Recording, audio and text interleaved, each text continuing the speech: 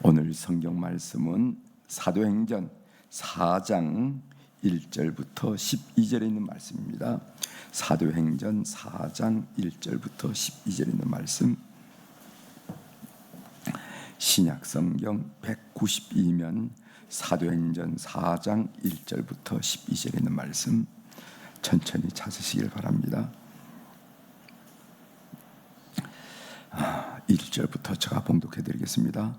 사도들이 백성에게 말할 때 세상들과 성전 맡은 자와 사두개인들이 이르러 예수 안에 죽은 자의 부활이 있다고 백성을 가르치고 전함을 싫어하여 그들을 잡음에 날이 이미 저물었으므로 이튿날까지 가두었으나 말씀을 들은 사람 중에 믿는 자가 많으니 남자의 수가 약 5천이나 되었더라. 이튿날 관리들과 장로들과 서기관들이 예루살렘에 모이는데 대상 안나스와 가야바와 요한과 알렉산더와 및 대상의 문중이 다 참여하여 사도들 가운데 세우고 묻되 너희가 무슨 권세와 누구의 이름으로 이 일을 행하였느냐. 이에 베드로가 성령이 충만하여 이르되 백성의 관리들과 장로들아, 만일 병자에게 행한 착한 일에 대하여 이 사람이 어떻게 구원을 받았느냐고 오늘 우리에게 질문한다면 너희와 모든 이스라엘 백성들은 알라. 너희가 십자가에 못 박고 하나님이 죽은 자 가운데서 살리신 나사렛 예수 그리스도의 이름으로 이 사람이 건강하게 되어 너희 앞에 섰느니라. 이 예수는 너희 건축자들의 버린 돌로서 집 모퉁이의 머릿돌이 되었느니라. 다른 이로서는 구원을 받을 수 없나니 천하 사람 중에 구원을 받을 만한 다른 이름을 우리에게 주신 일이 없음이라 하였더라. 아멘. 12절까지 함께 보겠습니다.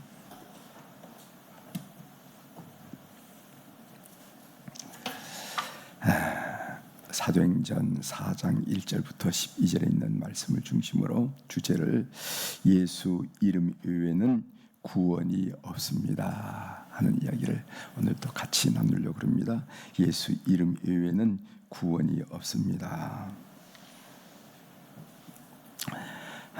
오늘 이 본문 내용은 어떻게 되냐면은 사도행전 3장, 오늘 우리가 4장 1절부터 12절에 읽었는데 그 바로 전에 사도행전 3장에서 어떤 사건이 있었는가 하면은 나면서부터 걷지 못한 사람이 예수님의 이름으로 고침받은 사건이 나옵니다. 여러분 잘 아시죠?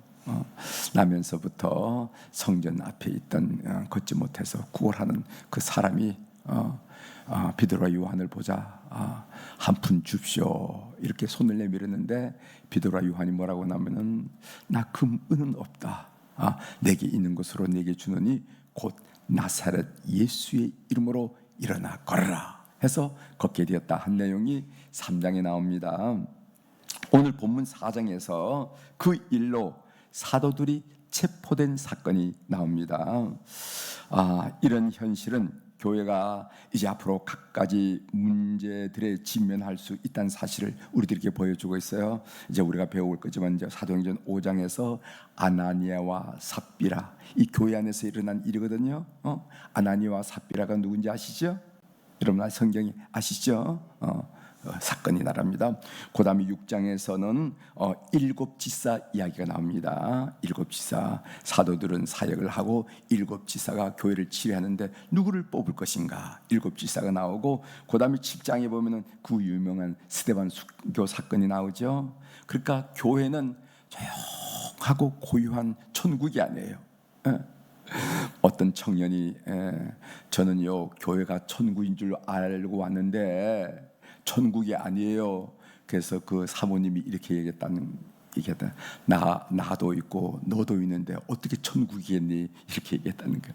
나 같은 죄인도 있고 너 같은 죄인이란 말은 안 하겠지만은 나도 있고 너도 있는데 어떻게 천국이겠니? 이렇게 얘기했다는 것처럼 초대교회가 그 성령이 충만한 공동체였지만 여기에 교회 내부적으로 교회 외적으로 많은 문제가 이제 양산될 것이다, 직면할 것이다. 그때마다 교회는 성령의 충만함으로 문제를 풀어야 할 것을 오늘 성령이 우리들에게 요구했다는 것을 우리가 보게 됩니다. 그래서 아나니와 삽비라 얘기할 때 너희가 어떻게 성령을 속이느냐 이렇게 얘기해요. 7 집사를 선택할 때도 성령이 충만한 7 집사 맞죠? 그 다음에 스데반 할 때도 그가 성령이 충만하여, 돌무대에게서도 성령이 충만하여 그 얼굴이 천사와 같다고 그랬어요. 그래서 모든 문제를 풀어야 하는데 어떻게 풀어야 되는가? 성령 충만으로 풀어야 된다는 겁니다. 즉 성령 충만함으로 말하고, 성령 충만으로 결정하고, 성령 충만으로 생각하고, 성령 충만으로 행동하고 살아야 할 것을 오늘 이 사도행전 기사가 우리들에게 얘기하는 겁니다. 그래서 우리가 그걸 배우는 거예요. 여러분 기억하십시오. 신앙생활을 한다는 것은 무슨 말인가? 하나님이 기대한 것은 무엇인가? 그것은 성령 충만한 가운데 생각하고, 성령 충만함으로 말하고, 성령 충만함으로 결정하고, 성령 충만으로 행동하는 것을 말한다는 거예요. 아셨죠? 여러분도 꼭 그렇게 하시길 바랍니다. 아셨죠? 어떤 일이 교회 내적으로 애적으로 할 때 여러분들이 성령 충만한 가운데 생각하자는 거예요. 따라서 우리에게 문제가 있다는 것은 성령의 충만함으로 문제를 푸는지 못 푸는지 여부를 시험할 수 있는 기회가 됩니다. 아시죠? 우리에게 어떤 문제가 생겼다는 것은 하나님께서 나를 테스트하는구나. 내가 이것을 성령 충만함으로 푸는지 안 푸는지 지금 하나님 보시려고 하는 거죠? 라면서 우리가 질문하면서 우리가 해결해야 되겠는다 하는 것을 우리가 알게 됩니다. 이제 그런 내용을 우리가 사도행전 4장 5장 6절에 배웁니다. 다시 말씀드리지만은 아나니아와 삽비라가 속였을 때도 베드로가 뭐를 물었냐면 왜 성령을 속이냐고 물는 거예요. 7 집사를 선택할 때도 똑똑하고 공부 많이 한 사람이 아니라 뭐라 했다고요? 성령이 충만한 사람을 선택했다는 거죠. 스데반이 성령이 충만해서 죽음의 깊은 골짜기에 있을지라도 그는 웃을 수 있었다는 겁니다. 다 성령, 다 성령이에요. 자, 이제 본문을 좀 구체적으로 좀 보겠습니다. 1절 한번 읽어보겠어요. 사도들이 백성에게 말할 때 제사장들과 성전 맡은 자와 사두개인들이 이르러, 이런 얘기 있죠. 사도들이 이 백성들에게 말할 때 그 무슨 말인가 하면은 그 무슨 말을 말할 땐가 하면은 사도행전 3장 26절을 우리가 참고해 볼 때 사도들이 증언한 내용은 하나님이 그 아들을 보내셔서 우리를 돌이켜 복 주시려고 하셨다 한 이야기가 그들이 사도들을 백성들에게 한 이야기가 아니겠는가 이렇게 생각해볼 수 있습니다. 여러분 사도행전 3장 26절 보겠습니다.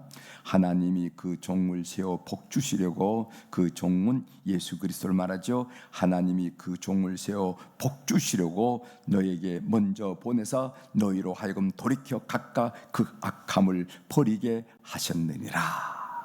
우리가 예수님이 우리에게 오시고 우리가 예수를 믿는 이유도 우리가 복받기 위함이라 하는 것을 알 수가 있습니다. 이어서 보면은 제사장들과 성전 맡은 자와 사두개인들이 이르러 이런 말이 있는데, 여기 제사장이라는 것은 제사와 성전 관리를 주관하는 그룹이고, 성전 맡은 자라 하는 것은 성전의 치안을 담당하는 경비대장을 말하는 것이고, 사두개인들이라 하는 것은 여러분이 잘 알다시피 예루살렘의 지주 귀족 계급을 사두개인이라 한다. 이렇게 하는 것을 알 수 있어요. 그러니까 오늘 이 뒤에 예수님을 지금 신문하기 위해서 한 사람 한 사람 모여든 사람은 어떤 사람인가 하면 그 당시 그 사이에 기득권자들이라는 거예요. 이미 권리를 확보하고 살아간 사람들이라는 것을 우리가 알 수 있습니다. 자, 2절 한번 보겠어요. 이제 그런 가운데서 2절, 예수 안에 죽은 자의 부활이 있다고 백성을 가르치고 전함을 싫어하며 이랬어요. 이 기득권자들이 사도들이 백성을 가르치는 가운데 그 예수님이 부활했다 이 이야기를 유독 좋지 않게 못마땅하게 생각한다 그렇게 이해하고 있죠. 왜냐하면은 예수의 이름으로 나면서부터 못 걷는 자를 고쳤다는 것은 무엇을 의미하는가?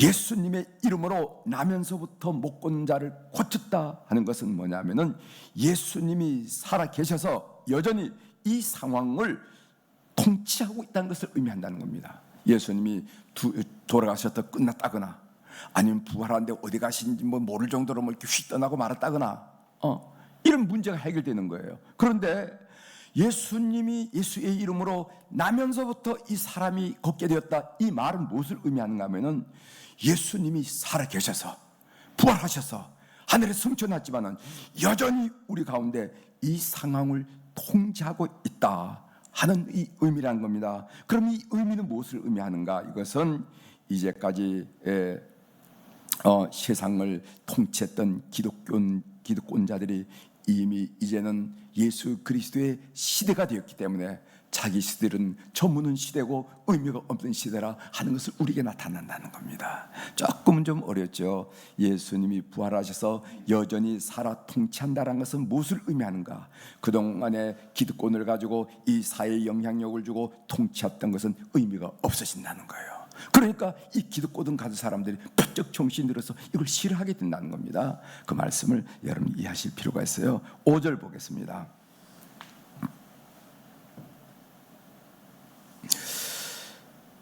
이튿날 관리들과 장로들과 서기관들이 예루살렘에 모이는데, 이 관리들과 장로들과 서기관들은 여러분이 잘 알다시피 유대인 최고 자치기관인 산헤드린 위원들을 말합니다. 바로 이 산헤드린에 의해서 예수님이 고발당하고 십자가에 달려 들어갔습니다. 그리고 베드로는 예수님이 이 산헤드린에 의해서 신문 받을 때 3번씩이나 예수님을 부인했던 바로 그 현장이 바로 이 자리라는 거죠. 그런 현장에 베드로가 또다시 서게 되었습니다. 그런데 예전에는 주눅이 들고 겁을 먹었지만 이제는 베드로는 다른 사람이에요. 이전과는 다른 사람이었습니다.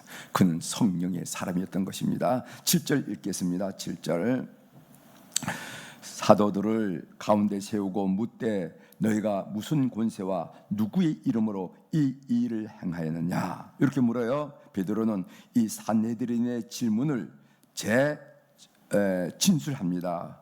그래서 이 산헤드린은 어디에 초점을 두고 이 질문하냐면은 너희가 무슨 권세와 누구의 이름으로, 여기에 초점이 됐다고 그런다면은 이 일을 베드로는요, 이 일을 행한 일, 이것을 복음적으로 해석해서 다음같이 다시 질문하는 것이 8절에 나옵니다. 읽어드리겠어요. 8절. 이에 베드로가 성령이 충만하여 이르되 백성의 관리들과 장로들아, 여기도 성령이 충만하다고 그랬습니다. 베드로는 분명히 성령이 충만해서 말을 하는 거예요.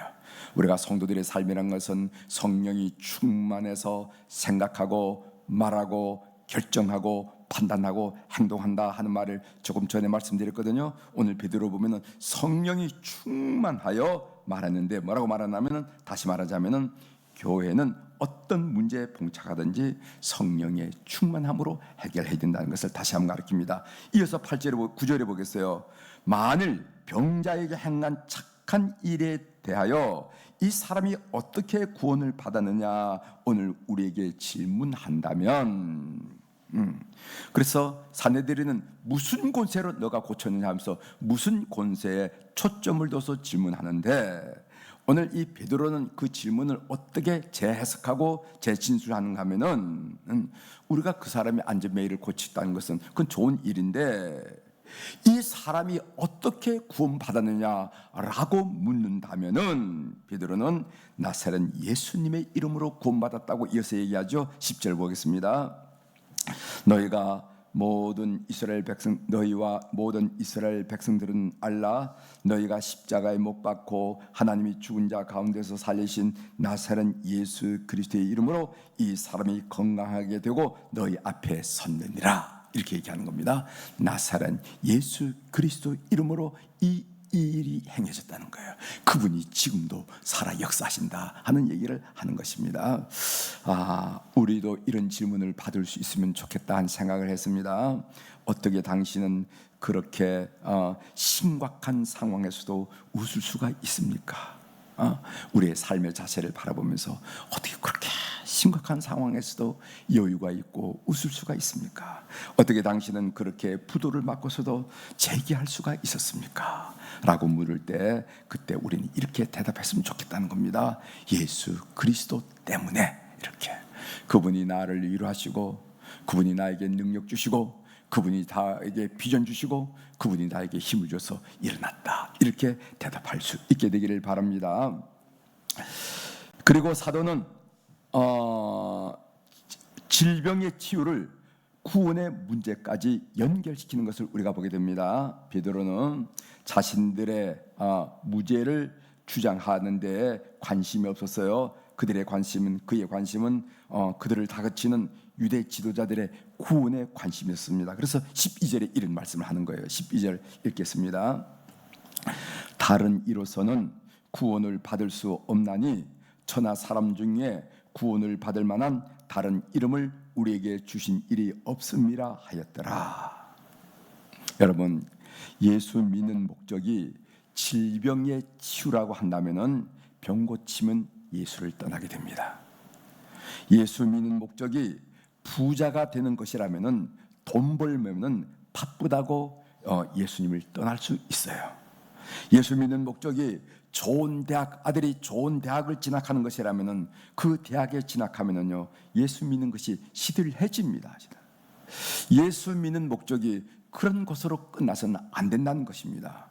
예수 믿는 궁극적인 목적이 뭐냐면은 영혼의 구원이에요. 영혼의 구원. 그래서 베드로전서 1장 9절에 보면은 믿음의 결국 꼭 영혼의 구원을 받음이라 그랬어요. 우리의 믿음의 결국이 뭐냐 이 말이지. 우리 믿음의 결과가 뭐냐 이 말이지. 우리 믿음의 종착역이 뭐냐면 영혼의 구원이라는 거예요.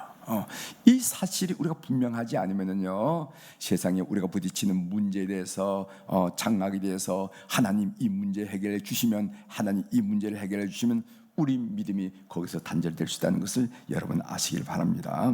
사람이 죽으면요 그 순간 법률적인 의미에서의 부채는 정리된다고 합니다. 맞나요? 내가 빚을 졌는데 내가 죽었어. 그래서 뭐 이렇게 그런 사람 있잖아요. 뭐 자살한 사람들이 내 문제를 내가 다 안고 가겠다고 하면서 그렇게 되면은 그 부채 문제는 해결된다고 그래요. 그러나 제 문제가 해결되는 것은 아닙니다. 설령 너와 나 사이의 부채 문제는 내가 죽음으로, 내 목숨이 끊어짐으로 해결될지 모르지만은 제 문제는 하나님과의 관계이기 때문에 제 문제는 해결되는 것이 아니라는 거예요. 제 문제는 오직 예수 그리스도의 이름으로 해결된다는 것을 꼭 믿게 되기를 바랍니다. 오늘 이 12절의 말씀에 대해서 세상 사람들은 뭐라고 말하냐면은 합리적인 세상 사람들, 그들이 뭐라고 얘기하냐면은 기독교가 너무 배타적이라고, 기독교가 너무 독선적이라고 이렇게 기독교를 비판하는 것을 우리가 보게 됩니다.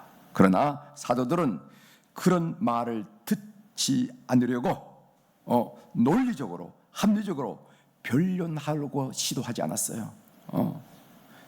그 당시에 들려지는 이런 비판, 왜 기독교가 이 세상 사람들이 볼 때 기독교가 왜 그렇게 독선적이냐, 왜 그렇게 배타적이냐 이럴 때 그런 사람들의 마음을 위로하기 위해서 합리적으로 논리적으로 변론하려고 하지 않았습니다.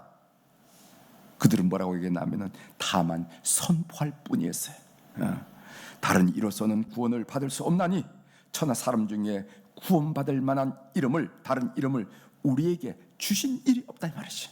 이렇게 선포할 뿐이라는 것을 우리가 알게 됩니다. 왜냐하면은 그것은 사도들에게 사실이었고 사도들은 그 사실을 살고 있기 때문에 그렇습니다.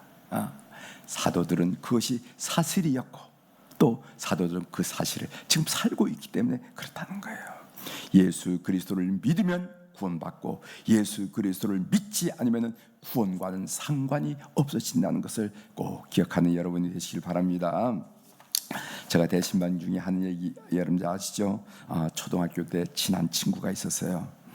이 친구는요 우리 집에서부터 높은 산을 2개나 넘어야, 그 산을 2개나 넘어야 갈 수 있는 그런 산골에 사는 친구였습니다. 그래서 이제는 가을 소풍이 있었잖아요. 가을 운동회가 있잖아요. 그 가을 운동회 하면은 얼마나 운동 연습을 기마전도 하고 체조도 하고 곤봉 체조도 하고 모였다 헤어졌다 이걸 다 연습하느라고 늦게까지 이렇게 학교에서 있을 수가 있어요. 연습할 때. 그러면은 이 친구는 어디냐면 그 산을 넘어서 갈 수가 없기 때문에 항상 우리 집에서 자고 그 다음날 학교에 갔다 한 얘기를 그 친구가 저한테 얘기를 해주더라고요.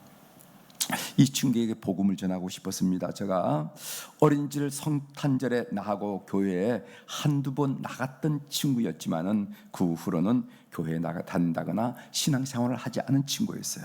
그래서 그 친구에게 때마다 예수님을 소개해 주려고 기회 있을 때마다 시도를 합니다. 그래서 내가 너를 위해서 지금 이렇게 기도한단다. 너 예수님을 꼭 믿어야 된단다. 이런 얘기를 이렇게 문자로 써가지고 보내주면 이 친구가 뭐라고 대답하냐면 이런 대답을 해요.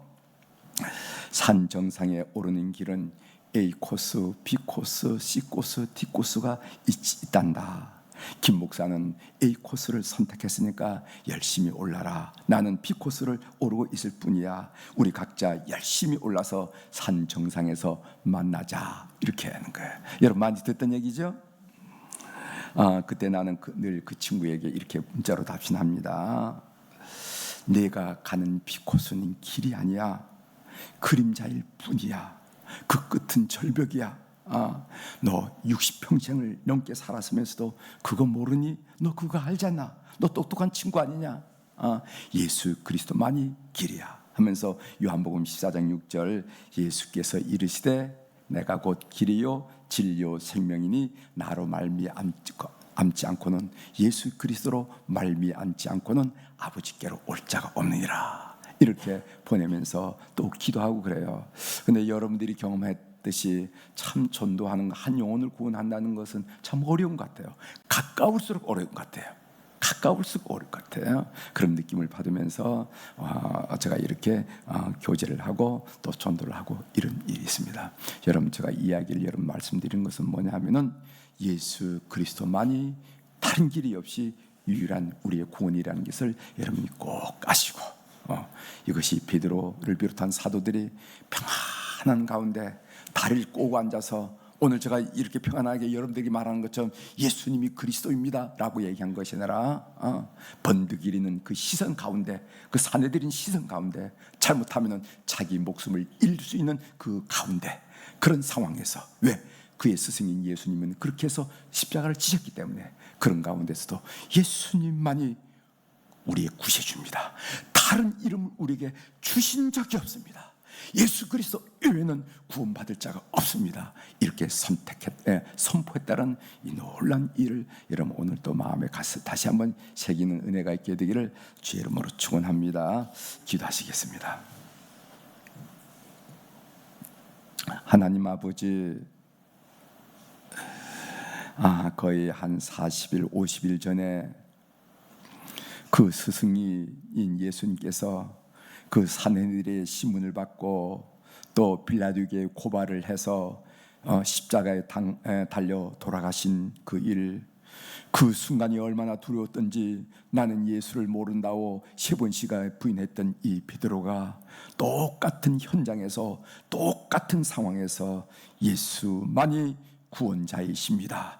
예수 그리스도 외에는 구원을 받을 수가 없습니다. 예수 그리스도 외에는 우리에게 구원의 가능성을 하나님이 주신 적이 없습니다 라고 선포하는 그 날카롭고 강한 선포를 우리가 생각하면서 상상하면서 우리 가슴에 깊이 박히는 무엇을 느끼게 됩니다. 오늘 이 새벽에 난 우리 모든 교우들 하나님이 축복하여 주심으로 말미암아 예수 그리스도 그 이름 외에는 하나님께 갈 자가 없음을 다시 한번 깊이 생각하면서 이 이름에 감사하고 이 이름을 행복해하고 이 이름을 선포하는 우리 그리스도인들이 다 될 수 있도록 은혜를 베풀어 주옵소서. 하나님, 오늘도 우리 사랑하는 교우들이 주님 앞에 1000번째 헌금을 통하여 비롯하여 여러 감상금을 주 앞에 올리게 하시오니 감사를 드립니다. 하나님, 어려운 경제 환경 속에서도 오직 주님만을 의지하고 주님만을 바라보면서 이렇게 헌신하는 이름들을 주께서 기억하여 주시고 금도 내 것이요 은도 내 것이요 삶의 주권자이신 우리 하나님을 삶을 통해서 경험할 수 있도록 은총을 베풀어 주옵소서. 사도들이 경험하고 그 사실을 살았듯이 오늘 또 우리 성도들의 삶을 통해서 하나님의 살아계신 통치하심을 경험하는 교우들이 되도록 이 헌금을 주께서 연락하여 주옵소서. 하나님, 월요일날 우리 사랑하는 환우들을 위해서 기도합니다. 어제 우리 전교인 한마음 체육대회 있지만은 우리 환우들은 오고 싶은 마음이 간절했지만은 그들이 걸음을 옮기지 못했다는 사실을 우리가 그 현장에서 느끼고 보면서 마음의 안타까움을 얻었는데, 하나님, 우리 모든 사랑하는 교우들, 병원에 있는, 그리고 통원하는, 그리고 또 치료하는 우리 모든 환우들을 주께서 기억하여 주옵소서. 그래서 그들이 환우의 어려운 형편에 있지만은 오늘 우리가 강조하듯이 성령 충만하게 도와주셔서 성령 충만으로 그 상황을 생각하고, 성령 충만으로 그 상황을 고백하고, 성령 충만으로 그 상황을 판단하고, 성령 충만으로 하나님께 영광을 올려드리는 성령의 사람들이 다 될 수 있도록 은총을 베풀어 주옵소서. 그래서 참으로 아니, 저 사람이 어떻게 저렇게 변했지 하는 그런 생각을 주변 사람으로부터 느낄 수 있도록 하나님, 성령 충만한 환우들이 될 수 있도록 주님 역사하여 주시옵소서.